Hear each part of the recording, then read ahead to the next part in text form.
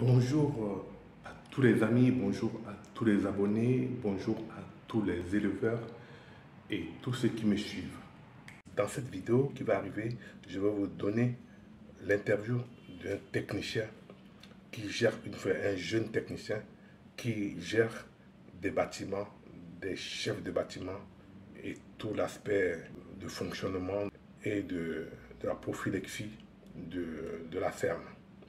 Restez jusqu'à la fin pour mieux comprendre comment on gère une ferme. Et il y a aussi une information que je vais vous donner. Si vous n'avez pas de balance, vous êtes en fin fond de la brousse avec votre ferme, comment faites-vous pour prendre le poids régulièrement de vos échantillons et évaluer où est-ce que vous en êtes?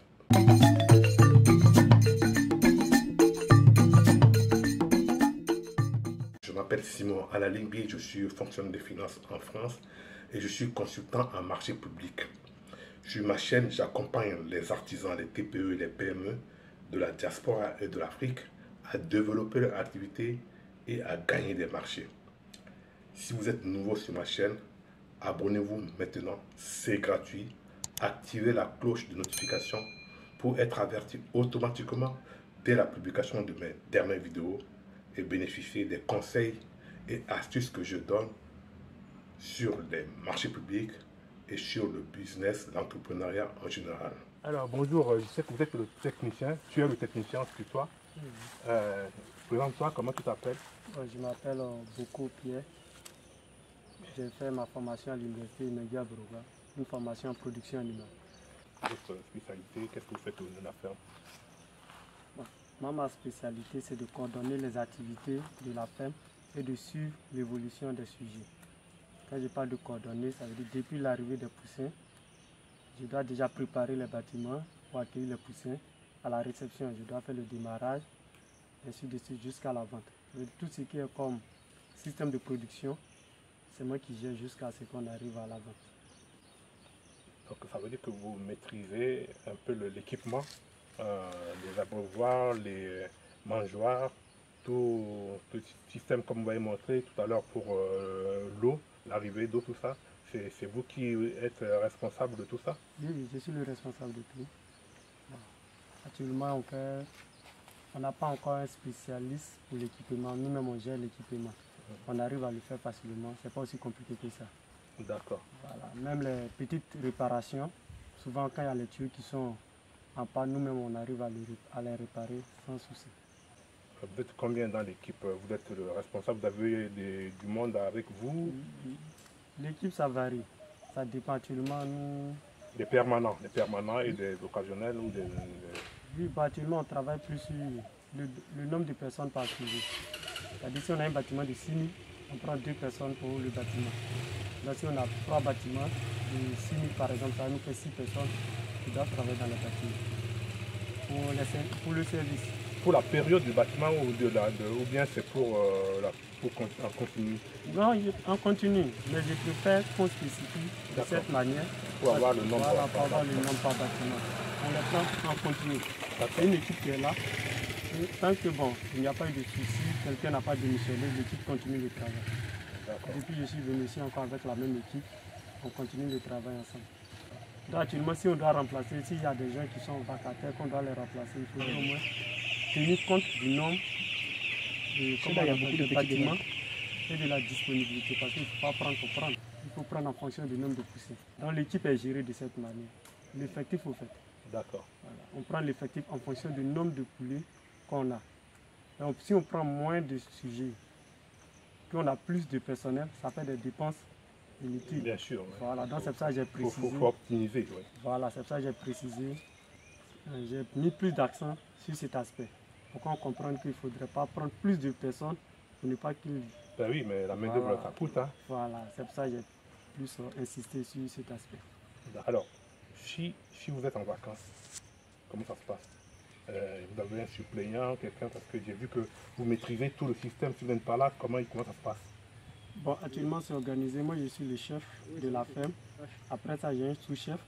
Et chaque bâtiment, il y a un chef.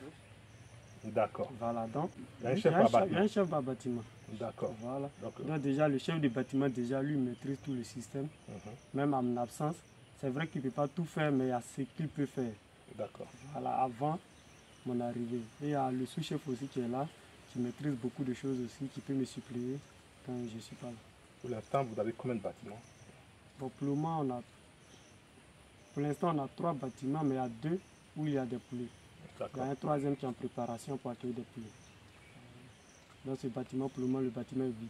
On est en train de le préparer pour accueillir des poulets très bientôt.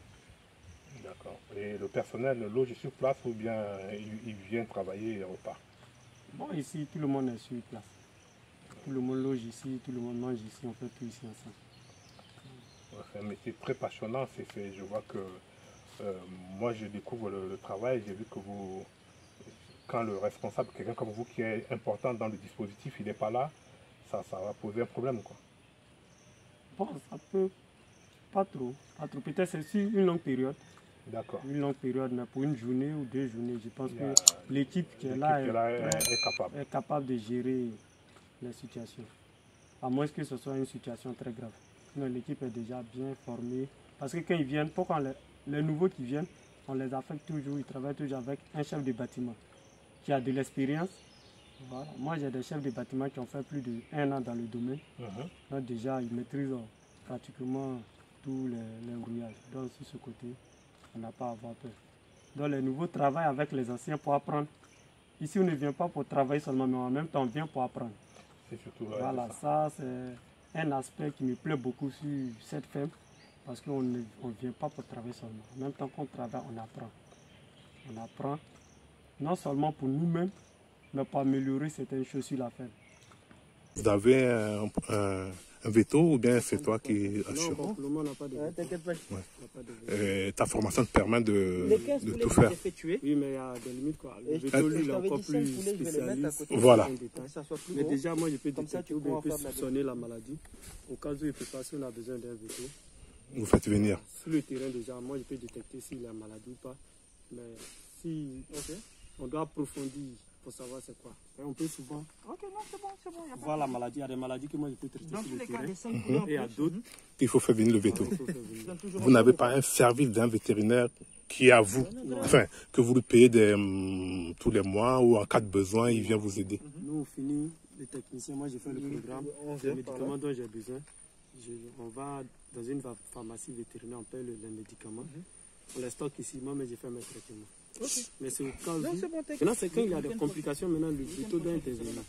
Il y a une prophylaxie qui est fixe, qui est déjà établie par les sociétés, les vétérinaires et autres. Oui, voilà. Donc, voilà, maintenant, c'est quand il y a un souci qui ne rentre pas dans ce cadre. Et tu le fais venir. Voilà, on le fait venir. Il y a des stagiaires qui viennent là pour apprendre. Et est-ce que, comme un peu en Europe on dit, le stagiaire quand il vient, il dérange le travail, on n'a pas le temps de s'en occuper? Est-ce que ça peut vous poser des problèmes d'avoir un stagiaire, quelqu'un qui veut, en fait, que ceux qui veulent viennent dans le métier, c'est ceux qui vraiment ont envie de se lancer dedans et qui viennent apprendre? Est-ce que prendre un stagiaire au niveau de votre activité, ça va vous bouffer du temps inutile? Non, ça ne gêne pas. Ça ne gêne pas, mais ça va dépendre de l'adaptation du stagiaire. D'accord. Nous sommes dans une zone rurale. Dans un campement, on est très loin de la ville. Donc, il doit s'adapter. Je prends un exemple, une personne qui a l'habitude de vivre en ville.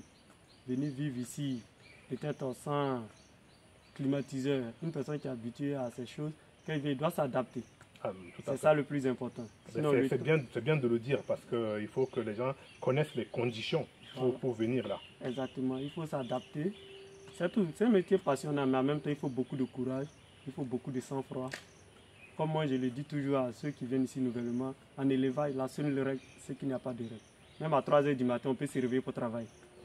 À midi, on peut se réveiller pour travailler. Donc, il n'y a pas d'emploi du temps fixe.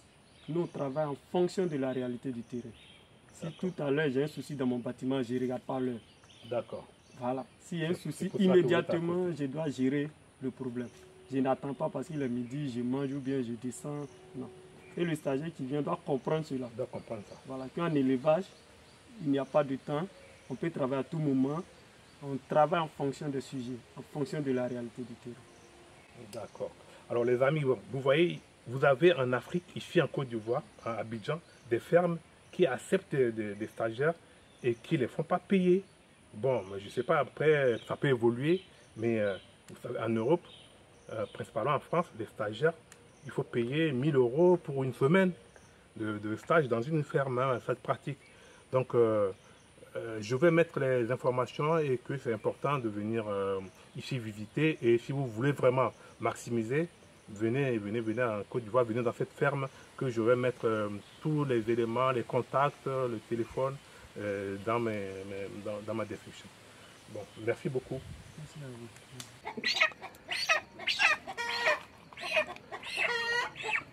Ah non, ce que je regarde en fait, c'est le tour de poitrine. Ah, tu mets ta main? Ouais. Ou... En fonction du tour de poitrine, je sais plus ou moins quel taille faire. D'accord.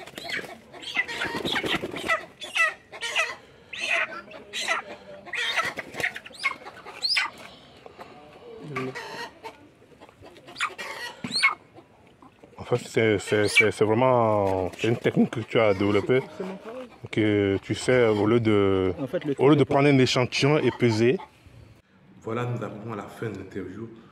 Vous trouvez dans la description le contact de l'éleveur que vous pouvez, parce qu'il est disponible pour les stages. Pour l'instant, comme il a dit, c'est gratuit. Si vous êtes en Europe et que vous voulez venir apprendre l'élevage, prenez contact soit avec moi, soit directement auprès de l'éleveur qui vous donnera les conditions, les consignes à respecter pour venir vous rendre. Vous n'aurez que votre billet d'avion à payer pour venir. Et si vous avez aimé la vidéo, partagez-la autour de vous, aux éleveurs, à tous ceux qui souhaitent entreprendre. Et si vous n'êtes pas encore abonné à la chaîne, abonnez-vous maintenant. C'est gratuit. Activez la cloche de notification pour être averti automatiquement dès la publication de toutes mes vidéos et bénéficier des conseils et astuces que je donne chaque semaine pour vous permettre de booster votre business. À très bientôt et prenez soin de vous.